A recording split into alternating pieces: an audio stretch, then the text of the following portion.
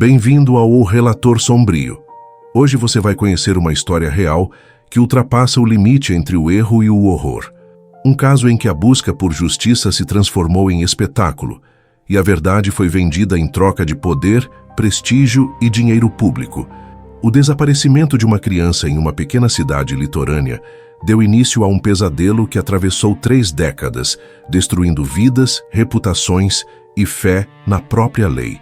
O caso Evandro não é apenas o relato de um crime.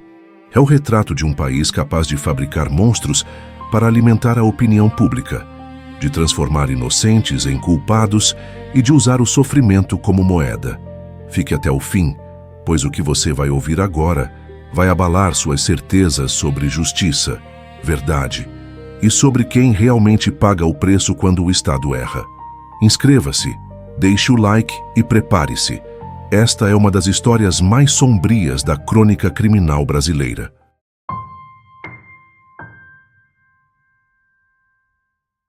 Guaratuba, 6 de abril de 1992.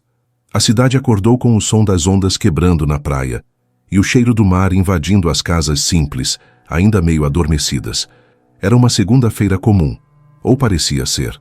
Na casa da família Caetano, um menino de 6 anos, Evandro Ramos Caetano vestia o uniforme escolar e se preparava para mais um dia de aula. Sorria.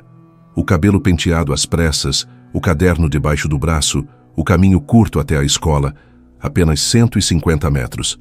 Nenhum adulto imaginaria que aquele seria o último trajeto de sua vida. Quando Evandro não apareceu na escola, o relógio começou a marcar o tempo de um pesadelo. Minutos viraram horas, e o que era apenas um atraso se transformou em desespero. O pai, Ademir, largou o trabalho e começou a busca com os vizinhos. As ruas se encheram de vozes chamando o nome do menino, e o eco das rezas se misturava ao barulho do vento. À medida que a noite caía, a esperança diminuía. Naquela pequena cidade litorânea, todos se conheciam, e a ausência de uma criança era como um buraco aberto no coração da comunidade. Nos dias seguintes, o caso mobilizou a imprensa, a polícia e até o governo estadual. Helicópteros sobrevoaram a região, cães farejadores foram trazidos de Curitiba e centenas de pessoas se juntaram às buscas. A cidade se transformou em um cenário de pânico coletivo. Cada rosto estranho era visto com desconfiança, cada rumor repetido como verdade. O medo passou a ter cheiro e nome, e a tranquilidade de Guaratuba evaporou. O desaparecimento de Evandro se tornava, aos poucos, o retrato de um país em colapso moral. 5 dias depois, em 11 de abril, lenhadores encontraram algo que nenhum pai deveria ver. Num matagal da rua Engenheiro Beltrão, entre raízes e galhos quebrados, o corpo de um menino. O reconhecimento foi imediato, mesmo com o horror diante dos olhos. O pequeno chaveiro ainda estava no bolso da calça, os chinelos perto dos pés mutilados. O pai foi chamado para confirmar o impensável, e ali, diante do corpo destruído do filho, algo dentro dele morreu junto. O corpo estava em condições que desafiavam a compreensão. O couro cabeludo havia sido retirado com precisão quase cirúrgica. Os órgãos internos, coração, fígado, haviam desaparecido, e as mãos e pés haviam sido cortados. Para a mente humana comum, não havia explicação plausível. E quando a razão não encontra respostas, o medo se encarrega de criá-las.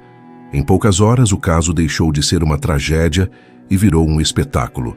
A imprensa local falava em ritual satânico, sacrifício de magia negra, culto demoníaco. As manchetes eram um desfile de sensacionalismo e desinformação, vendendo dor como notícia. O público queria um vilão e o Estado precisava de um. As rádios tocavam hinos religiosos, enquanto apresentadores descreviam o corpo do menino com detalhes mórbidos. Era o nascimento de uma lenda sombria e de uma das maiores injustiças da história do Brasil. A investigação começou contaminada. A cena do crime fora violada antes mesmo da chegada dos peritos. Curiosos pisotearam o local, objetos foram recolhidos sem registro e nenhuma cadeia de custódia foi respeitada. Mas nada disso importou. A história do sacrifício satânico já rendia audiência, votos e dinheiro. O medo era um produto rentável. Enquanto as autoridades fingiam agir, boatos corriam soltos. Falava-se de seitas, de pactos, de uma rede de bruxas que oferecia crianças em troca de prosperidade. A população, tomada pela histeria, passou a ver o diabo em cada esquina. E para a polícia, encontrar um culpado era questão de sobrevivência institucional. Era preciso mostrar resultados, custasse o que custasse. Em Guaratuba, nada mais era o mesmo. A paz da cidade se transformou em ruído e o luto virou espetáculo. As mães passaram a buscar seus filhos na escola com medo, os pais dormiam armados e as igrejas lotavam todas as noites. O medo era uma moeda valiosa e muitos sabiam como lucrar com ele. Autoridades políticas viram na tragédia uma chance de ganhar prestígio. Repórteres, uma maneira de multiplicar a audiência. E para alguns setores da polícia, o caso se tornava uma vitrine para justificar mais recursos, mais poder, mais influência. A dor da família Caetano era verdadeira, mas se tornava pano de fundo para um teatro de conveniências. A história real de Evandro estava sendo sequestrada, transformada em um enredo de superstição e espetáculo, alimentado pelo dinheiro público e pela ambição de quem via na tragédia uma oportunidade de ascensão. O corpo do menino foi enterrado sob lágrimas e câmeras. O país chorava, mas também consumia o horror com fome. Cada nova edição dos jornais trazia uma descoberta, uma pista, uma testemunha misteriosa. Tudo o que fosse capaz de manter o caso vivo e o público hipnotizado. Era como se a morte de Evandro tivesse inaugurado uma nova era da mídia brasileira. A era em que o sofrimento humano passou a ser mercadoria. O Estado, em vez de garantir justiça, decidiu produzir uma narrativa. A ideia de que o menino fora vítima de um ritual macabro era perfeita demais para ser questionada. Ela envolvia fé, moral e medo, ingredientes irresistíveis para quem buscava poder. E assim, a investigação se desviou do real. O objetivo já não era descobrir quem matou Evandro, mas quem se encaixava melhor na história que o país queria ouvir. Enquanto o tempo passava, Guaratuba se dividia entre os que acreditavam no ritual e os que temiam o rumo da investigação. As primeiras prisões estavam prestes a acontecer, e com elas viria o início de um dos capítulos mais sombrios da justiça brasileira. Um capítulo em que a verdade seria sufocada e a tortura travestida de confissão. Mas antes disso, a cidade ainda teria que encarar algo mais terrível do que a morte de um menino: a morte da razão.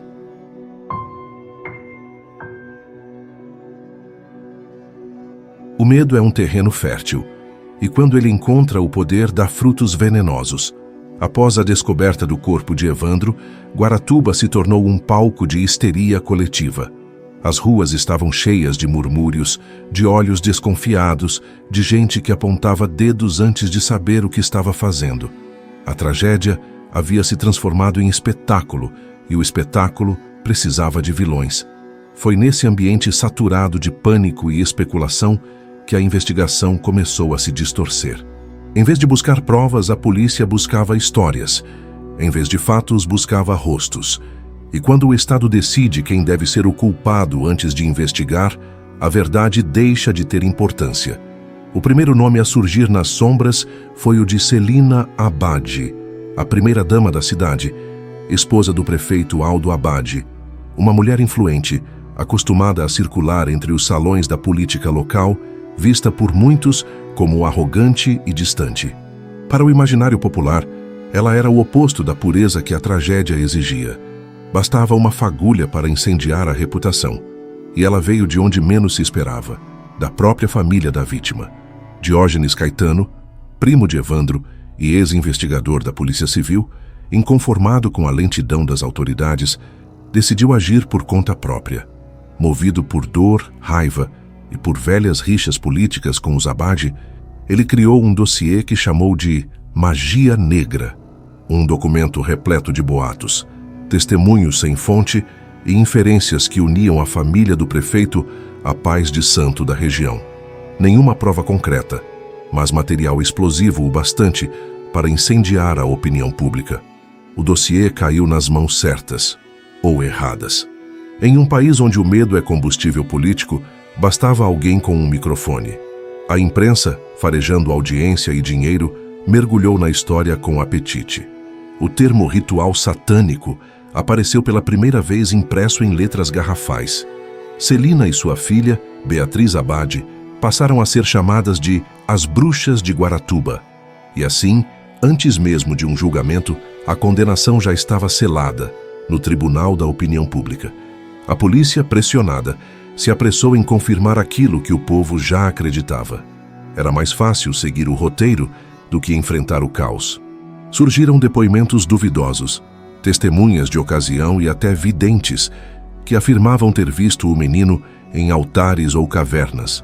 O que era boato virou documento. O que era suposição virou verdade. No meio desse redemoinho, outras figuras foram puxadas para o centro da tormenta.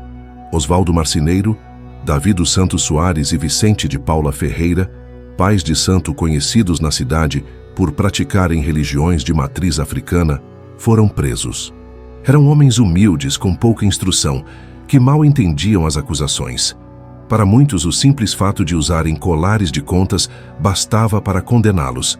O preconceito foi a sentença. 7 pessoas, 7 vidas arruinadas. Celina, Beatriz, Oswaldo, Davi, Vicente, Ayrton Bardelli e Francisco Sérgio Cristofolini. Todos apontados como os monstros que o país queria ver. O que começou como uma investigação se tornou uma caçada. O Ministério Público do Paraná, ciente do potencial político e midiático do caso, afastou a Polícia Civil da investigação e entregou o controle ao Grupo Águia, uma unidade da Polícia Militar. Foi uma decisão tão absurda quanto ilegal. O Grupo Águia não tinha autoridade para investigar homicídios. Seu trabalho era combater o crime organizado e sua fama vinha dos métodos eficazes aprendidos nos porões da ditadura militar. Era a mistura perfeita de brutalidade e poder sem supervisão. Na madrugada de 2 de julho de 1992, a cidade foi tomada por sirenes. Viaturas do Grupo Águia invadiram as casas dos suspeitos sem mandados, sem ordem judicial, sem explicação. Homens armados arrancaram pessoas de suas camas, algemaram pais na frente dos filhos e desapareceram com eles em carros sem identificação. Por dias, ninguém soube para onde foram levados. Esses não foram interrogatórios, foram sessões de tortura. As vítimas foram levadas a locais clandestinos, algumas para uma mansão que pertencera ao ditador paraguaio Alfredo Stroessner, um cenário carregado de simbolismo e ironia histórica. Ali, os presos foram submetidos a choques elétricos, espancamentos, afogamentos simulados. Foram despidos, humilhados, ameaçados de morte. A cada pergunta, uma dor. A cada resposta errada, mais dor ainda. E quando o corpo já não aguentava mais, eles confessaram. Não porque eram culpados, mas porque a tortura transforma qualquer um em culpado. As confissões foram gravadas, editadas, manipuladas. Os áudios e vídeos mostravam os acusados descrevendo um ritual macabro, altares, sangue, orações demoníacas. Tudo parecia perfeito demais, como um roteiro ensaiado. E era. As partes com gritos, os sons de pancadas, as ordens dos policiais, tudo foi cortado antes de ser entregue à justiça. O Estado brasileiro, usando dinheiro público e força policial, fabricava a sua própria versão da verdade. Enquanto isso, a imprensa se deliciava com o escândalo. As imagens das bruxas eram exibidas em telejornais. Suas fotos estampavam capas de revistas. As audiências subiam, os anunciantes pagavam mais caro. O crime havia se tornado um negócio, o sofrimento, um produto. A sociedade, hipnotizada, assistia sem perceber que, ao aceitar aquela versão conveniente, também se tornava cúmplice. O medo é um excelente vendedor, e aquele medo vendia jornais, votos e prestígio. Foi assim que 7 inocentes foram transformados em monstros públicos, e tudo o que sustentava essa mentira eram fitas forjadas à base de gritos. Enquanto a sociedade aplaudia a justiça, o verdadeiro crime acontecia nos bastidores. O caso Evandro já não era mais sobre o menino desaparecido, mas sobre o espetáculo de poder e dinheiro que se formou ao redor dele. Cada viagem oficial, cada diária, cada novo perito significava mais recursos gastos e nenhuma resposta real. O Estado havia se transformado em seu próprio algoz. As torturas seguiram por dias, até que o cansaço e o medo se tornaram a única verdade possível. Quando os 7 foram apresentados à imprensa, pareciam fantasmas. Corpos magros, olhos fundos, roupas amarrotadas. Tinham confessado, e isso bastava. A multidão queria sangue, e a justiça, aplausos. Daquele ponto em diante, o caso se tornaria um labirinto processual sem fim. As confissões forjadas seriam usadas como prova central, os erros da perícia ignorados e o preconceito institucionalizado. O sistema se alimentava de sua própria mentira. A cada manchete, uma nova distorção. As bruxas, os pais de santo, o sacrifício, a história parecia roteirizada para o medo. E quanto mais se falava, mais distante se ficava da verdade. O poder político local aproveitava o caos. Quem antes era criticado pela ineficiência, agora era aplaudido por combater o mal. E assim, a tragédia se tornou um símbolo de força. Aos olhos do público, o Estado havia vencido. Mas, nos bastidores, a podridão já era irreversível. O caso Evandro se transformava em um espelho do próprio Brasil. Um país disposto a gastar fortunas em nome da aparência de justiça, mesmo que o preço fosse a destruição de inocentes. E quando a tortura virou prova, e o silêncio virou sentença, a inocência de 7 pessoas foi enterrada junto com o corpo de um menino que jamais teve justiça.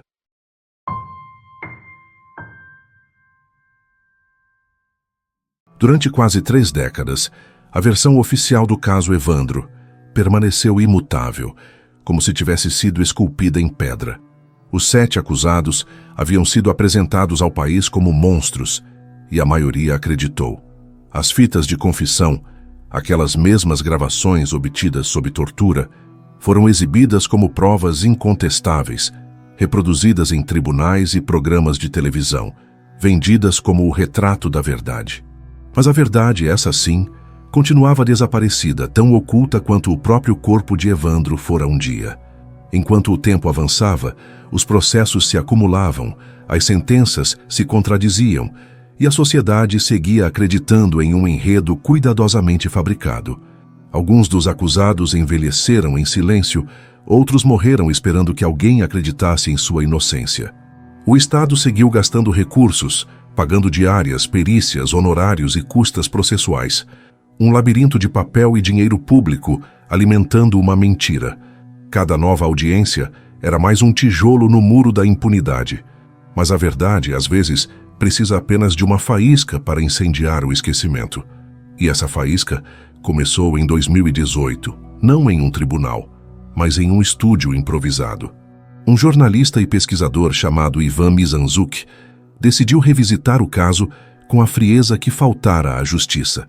No podcast Projeto Humanos, ele dedicou uma temporada inteira à história de Evandro Ramos Caetano. Era para ser uma reconstituição, mas acabou se tornando um ato de escavação. Uma escavação dentro da própria alma do país. Mizanzuki mergulhou nos autos, leu milhares de páginas de processos, relatórios e perícias esquecidas. Entrevistou policiais, advogados, familiares, sobreviventes. Reconstruiu passo a passo o teatro da tortura e das falsas confissões. E à medida que as contradições surgiam, o mito do ritual satânico começava a ruir. A verdade não estava nos autos, mas nas falhas, nos silêncios, nos trechos cortados, nas vozes que haviam sido apagadas. Então algo aconteceu.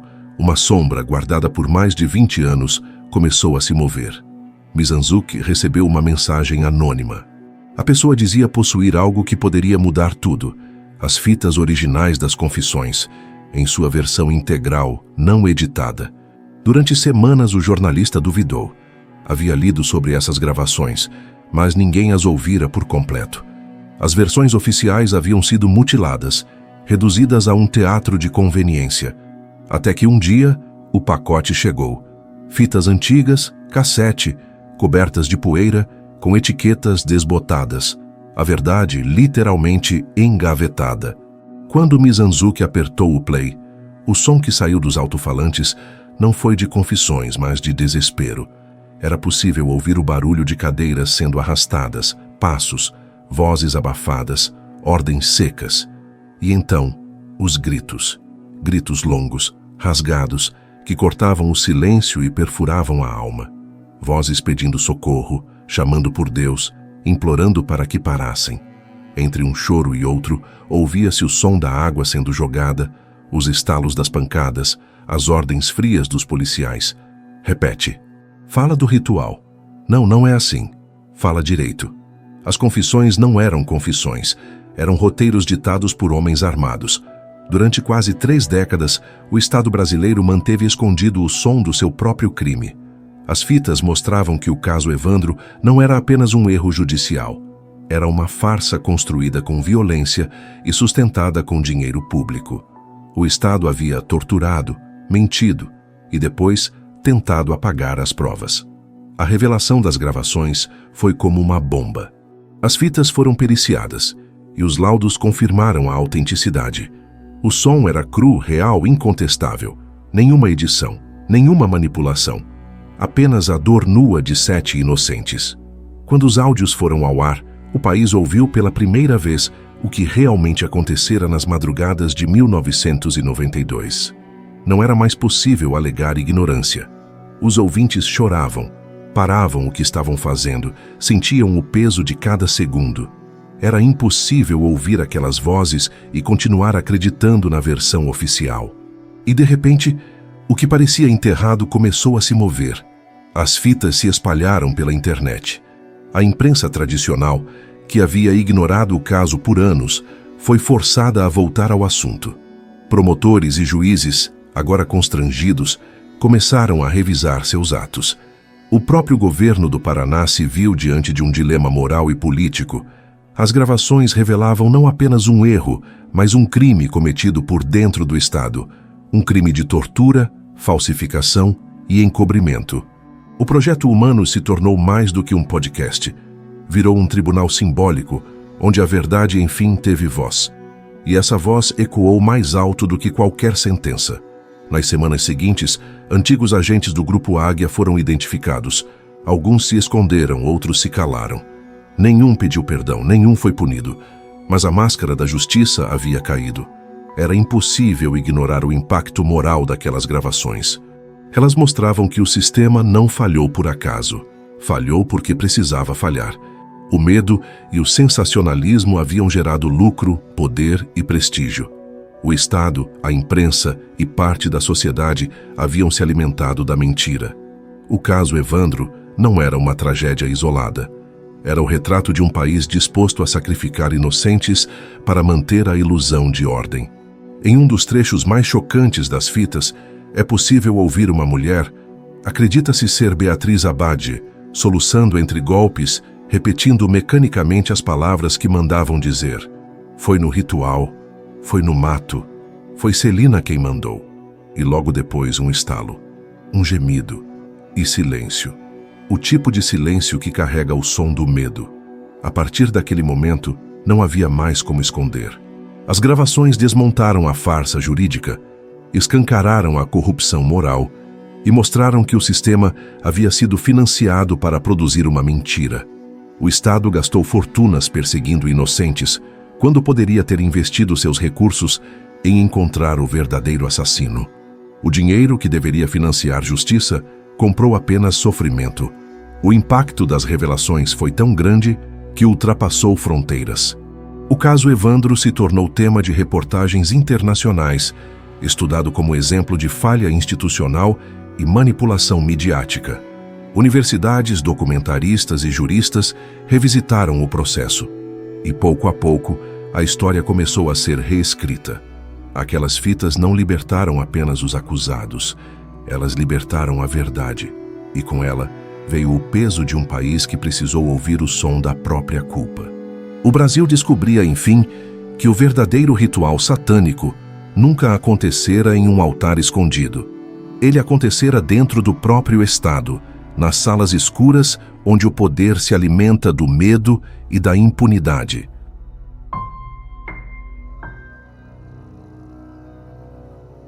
As fitas haviam falado, e quando a verdade finalmente encontrou uma voz, o silêncio institucional tornou-se insustentável. A imprensa que um dia alimentou o espetáculo agora se via obrigada a recuar. As manchetes triunfais de 1992 se transformaram em constrangimento. Os mesmos jornais que chamaram Celina e Beatriz de bruxas agora publicavam retratações tímidas, escondidas entre anúncios e colunas sociais. Mas o estrago estava feito. A opinião pública, moldada pelo medo e pela ignorância, custava a aceitar que o verdadeiro monstro não estava entre os acusados. Estava dentro do próprio sistema. O impacto das gravações abriu uma fissura no edifício da justiça. O que começou como um sussurro de podcast tornou-se um rugido nacional. Movimentos de direitos humanos exigiram reabertura do caso. Juristas apontaram nulidades gritantes. E pela primeira vez, o Tribunal de Justiça do Paraná foi obrigado a olhar para dentro do próprio espelho. O que viu ali não foi um erro acidental, mas uma vergonha deliberada. O caso Evandro já não era mais sobre a busca por um culpado. Era sobre o país inteiro tentando compreender como 7 inocentes puderam ser destruídos por uma engrenagem movida a poder, prestígio e dinheiro. O que deveria ter sido uma investigação criminal transformou-se em um investimento em erro. Um projeto de Estado que custou tempo, reputações, recursos públicos e vidas humanas. Foram 5 julgamentos ao longo de mais de uma década, cada um mais contraditório e confuso que o anterior. Em 1998, Celina e Beatriz enfrentaram o Tribunal do Júri. O julgamento durou 34 dias, o mais longo da história judicial brasileira. O país parou para assistir. As câmeras voltaram, os programas especiais ressurgiram e a tragédia foi reembalada para consumo nacional. Ao final, o veredito: absolvição. Os jurados, ao que parecia, ainda acreditavam que a dúvida era suficiente para poupar uma vida. Mas a justiça não aceitou a decisão. O Ministério Público recorreu e o Tribunal de Justiça anulou o julgamento. O motivo? A decisão dos jurados teria sido contrária às provas dos autos. Ironia cruel. As provas dos autos eram justamente as confissões forjadas sob tortura, agora reveladas como falsas, mas àquela altura o sistema já não buscava coerência, buscava autopreservação. Admitir o erro significaria abrir um buraco fundo demais, um abismo de responsabilidade que engoliria delegados, promotores, juízes e políticos. Nos anos seguintes, o caso se arrastou por corredores e pilhas de papel. Em 2004, os pais de Santo, Oswaldo Marceneiro, Davi dos Santos Soares e Vicente de Paula Ferreira, foram condenados. Nenhuma prova física os ligava ao crime, mas suas vozes gravadas sob tortura ainda ecoavam nos autos. O Estado que os torturou agora os julgava com base nas próprias fitas adulteradas. Vicente, já idoso e doente, morreria anos depois na prisão, como um homem condenado por um crime inexistente. O tempo seguiu seu curso cruel. Em 2005, 2 dos acusados, Ayrton Bardelli e Francisco Cristofolini, foram absolvidos. Mas o labirinto jurídico ainda não havia terminado. Em 2011, quase 20 anos após o crime, Beatriz Abad voltou ao banco dos réus. Condenada a 21 anos e 4 meses de prisão, foi presa humilhada e finalmente perdoada em 2016, com um indulto presidencial. Era a libertação física, mas não havia liberdade possível para quem carrega o peso de uma mentira institucionalizada. Enquanto o tempo avançava, a ferida se abria mais. As famílias destruídas tentavam reconstruir a vida, mas a marca da suspeita nunca desapareceu. O nome Guaratuba se tornou sinônimo de vergonha. Cada audiência, cada recurso, cada despacho burocrático significava mais dinheiro gasto em uma farsa. A máquina estatal funcionava com eficiência apenas para prolongar o erro. Quando as fitas vieram à tona, o sistema jurídico não teve mais para onde correr. Em 9 de novembro de 2023, mais de 30 anos depois da morte de Evandro, a primeira Câmara Criminal do Tribunal de Justiça do Paraná finalmente julgou a revisão do caso. Por 3 votos a 2, os desembargadores decidiram. Todas as condenações estavam anuladas. As provas eram ilícitas, as confissões forjadas e o processo contaminado desde o início. O veredito soou como um pedido tardio de perdão, mas, ao mesmo tempo, trouxe à tona a dimensão do desastre. O Estado brasileiro precisou de 3 décadas para admitir o que as fitas gritavam em 1992. 30 anos de silêncio, de omissão, de conveniência. 30 anos em que inocentes envelheceram enquanto culpados vestiam fardas e recebiam promoções. Antes mesmo da decisão judicial, um gesto simbólico já havia sido feito. Em janeiro de 2022, o próprio governo do Paraná divulgou uma carta oficial de retratação. O documento pedia perdão às vítimas, reconhecendo as gravíssimas violências físicas e morais cometidas durante a investigação. Mas havia algo ainda mais significativo naquelas linhas: o reconhecimento de que tudo aquilo foi financiado pelo Estado. As torturas, os interrogatórios, as prisões, as diárias, os deslocamentos, tudo pago com o dinheiro do contribuinte. O terror burocraticamente orçado. Na mesma carta, o governo pediu desculpas também à família de Evandro e de Leandro Bossi, outro menino desaparecido na mesma época, cujo caso foi igualmente mal conduzido. Era a confissão de um Estado duplamente fracassado, incapaz de proteger e igualmente incapaz de investigar. A anulação das condenações trouxe alívio, mas não justiça. Nenhum dos verdadeiros culpados foi identificado. O assassinato de Evandro permanece sem solução. O sangue da criança foi esquecido em meio às pilhas de documentos e às horas perdidas de tribunal. O sistema se redimiu apenas parcialmente, lavando as próprias mãos, enquanto o verdadeiro assassino continua anônimo. A sociedade que aplaudiu a condenação também assistiu décadas depois à absolvição, mas a maioria virou o rosto. É mais fácil culpar o tempo do que admitir a cumplicidade. O Brasil seguiu adiante, como quem tenta enterrar o passado sem encarar o cadáver. Hoje, o caso Evandro é estudado em faculdades de Direito, Jornalismo e Ciências Políticas. Tornou-se um espelho incômodo do que acontece quando o poder se sobrepõe à verdade.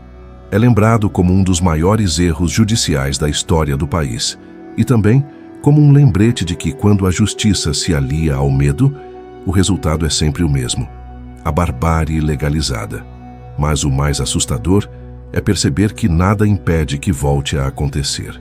O mesmo sistema que torturou, mentiu e condenou inocentes ainda existe, apenas disfarçado sob novas siglas, novos uniformes e discursos mais elegantes. A estrutura sobreviveu, e enquanto o medo continuar valendo mais que a verdade, a justiça continuará sendo uma ilusão cara, sustentada por impostos, orçamentos e silêncios comprados. 30 anos depois, o eco das fitas ainda ressoa. Cada grito gravado nelas é uma lembrança de que o poder sem limite é o verdadeiro demônio desta história. O caso Evandro não é apenas uma ferida do passado, é uma advertência para o futuro. E assim, enquanto a justiça tenta se justificar, o país segue convivendo com a sua culpa. Porque, no fim das contas, o maior crime nunca foi o assassinato de uma criança.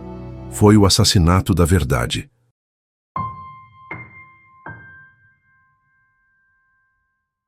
O caso Evandro terminou, mas a sombra dele continua pairando sobre nós. Não há final feliz quando a justiça demora 30 anos para reconhecer um erro. O tempo não devolve as vidas destruídas, nem apaga os gritos que ecoaram nas fitas. As bruxas, os pais de santo, os inocentes, todos foram vítimas de um sistema que trocou verdade por conveniência e empatia por poder. O menino que desapareceu em Guaratuba se tornou símbolo de algo maior. A lembrança de que, quando o Estado erra, ele não erra sozinho. Ele arrasta junto a fé, a esperança e o dinheiro de um país inteiro que paga para sustentar o próprio engano. O verdadeiro ritual satânico não foi feito em um altar de pedra, mas em salas de tortura, escritórios e tribunais. E talvez o mais assustador seja perceber que o ritual continua. Se esta história te tocou, não deixe que ela se perca no esquecimento. Inscreva-se no canal, deixe o like e compartilhe este vídeo. A sua voz é o que mantém viva a memória das vítimas e é o que impede que o horror volte a acontecer. Porque o esquecimento é, sempre, o último e mais cruel dos crimes.